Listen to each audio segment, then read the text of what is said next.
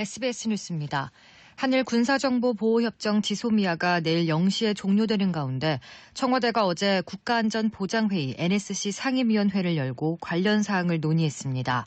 NSC는 보도자료를 통해 한일 간 현안 해결을 위한 정부의 외교적 노력을 검토하고 주요 관계국과 긴밀한 협의를 지속해 나가기로 했으며 다양한 상황에 대비할 방안에 대해서도 논의했다고 밝혔습니다.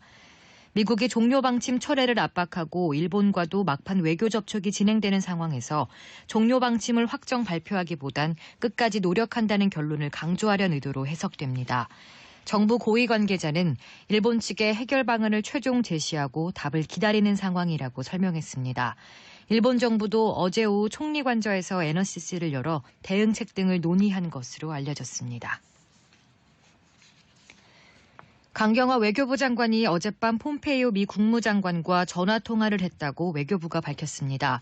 외교부에 따르면 두 나라 장관은 통화에서 방위비 분담금 협상과 한일 군사정보보호협정 지소미아를 포함한 한미 한일 간 현안 등을 논의했습니다. 외교부는 두 장관이 앞으로도 한미 간 각급에서 다양한 현안에 대해 긴밀히 소통하기로 했다고 밝혔습니다. 또 조속한 시일 안에 직접 만나 심도 있는 협의를 가질 필요성에 공감하고 일정을 조율하기로 했다고 덧붙였습니다. 스티븐 비건 국무부 부장관 지명자가 현지 시간 21일 한미동맹의 재정립 필요성을 거론하면서 한미 방위비 협상이 힘든 협상이 될 것이라고 말한 것으로 알려졌습니다. 국무부 대북특별대표를 맡아온 비건 부장관 지명자는 국무부 청사에서 여야 3당 원내대표를 만난 자리에서 이같이 말한 것으로 전해졌습니다. 이 자리에서 비건 지명자는 방위비 분담금 협상은 새로운 동맹의 틀에서 봐야 한다며 동맹의 재생이라는 표현을 썼습니다. 북한 비핵화 협상과 관련해선 종국적인 목적은 대량 살상 무기의 모든 제거라고 밝혔습니다. 또 북한이 연말을 협상 시한으로 제시한 것에 대해서도 데드라인을 두고 있지 않다는 입장을 재확인했습니다.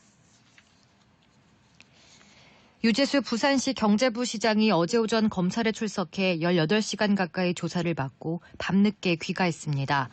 검찰은 유 부시장을 상대로 지난 2017년 금융위원회 기획조정관과 금융정책국장으로 재직하던 당시 자산운용사와 사모펀드 운용사 등 금융위 감독을 받는 업체들로부터 자녀 유학비 등 금품을 받고 그 대가로 편의를 봐줬는지 집중 조사했습니다. 유 부시장은 금품을 받은 사실은 일부 시인했지만 대가성은 없었다는 취지로 진술한 걸로 알려졌습니다.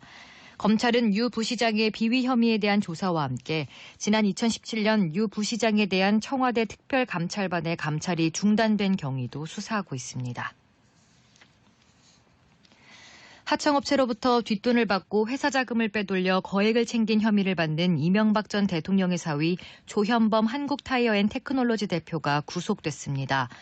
서울중앙지법 명재권 영장전담 부장판사는 범죄 혐의가 소명되고 범죄 행태 등에 비춰 사안이 중대하다며 피의자의 지위와 현재까지의 수사 경과 등을 참작하면 구속의 사유와 필요성, 상당성이 인정된다고 발부 사유를 밝혔습니다. 조 대표는 하청업체로부터 납품의 대가로 매달 수백만 원씩 총 5억 원 안팎의 뒷돈을 수수한 혐의 등을 받습니다. 절기상 소설인 오늘은 전국이 대체로 맑겠지만 제주도는 낮 동안 산발적으로 비가 오는 곳이 있겠습니다. 낮 기온은 서울이 16도, 대전과 대구는 18도, 광주 19도, 부산은 20도까지 올라가는 등 전국이 14도에서 20도로 평년보다 3도에서 7도가량 높아 포근하겠습니다. 기상청은 아침에는 조금 쌀쌀하지만 낮에는 기온이 큰 폭으로 올라가면서 일교차도 10도 이상 크게 벌어지겠다며 건강관리에 유의할 것을 당부했습니다. 현재 강원 영동과 경북 북부 동해안에는 건조주의보가 내려져 있습니다. 서울의 현재 기온은 1도입니다.